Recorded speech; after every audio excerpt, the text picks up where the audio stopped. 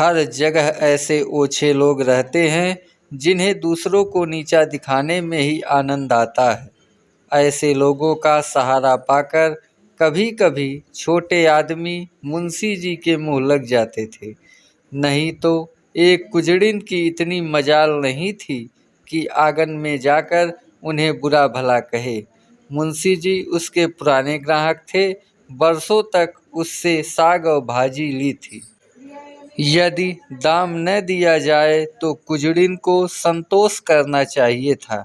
दाम जल्दी या देर से मिल ही जाते, परंतु वह मुंहफट कुजड़िन 2 ही बरसों में घबरा गई और उसने कुछ आने पैसों के लिए एक प्रतिष्ठित आदमी का पानी उतार लिया।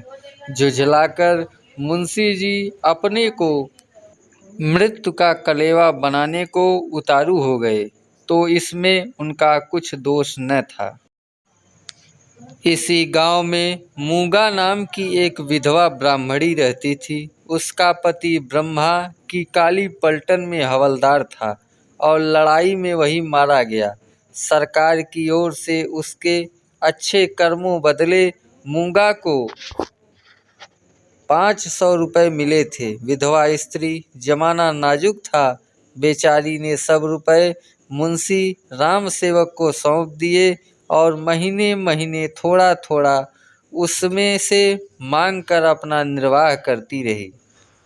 मुंशी जी ने यह कर्तव्य कई वर्ष तक तो बड़ी ईमानदारी के साथ पूरा किया, पर जब बूढ़ होने पर भी मूंगा नहीं मरी और मुंशी जी को यह चिंता हुई कि शायद उसमें से आधी रकम भी स्वर्ग यात्रा के लिए नहीं छोड़ना चाहती, तो एक दिन उन्होंने कहा, मूंगा, तुम्हें मरना है या नहीं?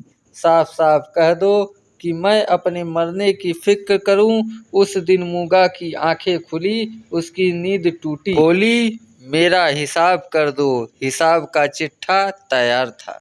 अमानत में अब एक कौड़ी भी बाकी न थी। मूंगा ने बड़ी कड़ाई से मुंशी जी का हाथ पकड़कर कहा, अभी मेरे 250 रुपये तुमने दबा रखे हैं, मैं एक कौड़ी भी न छोड़ूंगी। परंतु अनाथों का क्रोध पटाखे की आवाज़ है जिससे बच्चे डर जाते हैं और असर कुछ नहीं होता।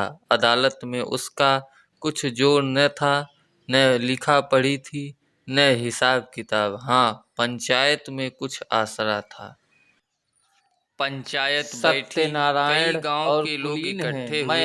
मुंशी जी नियत और मामले के साफ थे, उन्हें पंचों का डर क्या था। सभा में खड़े होकर पंचों से कहा, भाइयों, और आप लोग सोचते हैं कि इस अनाथिनी और विधवा स्त्री के रुपए हड़प कर गया हूं।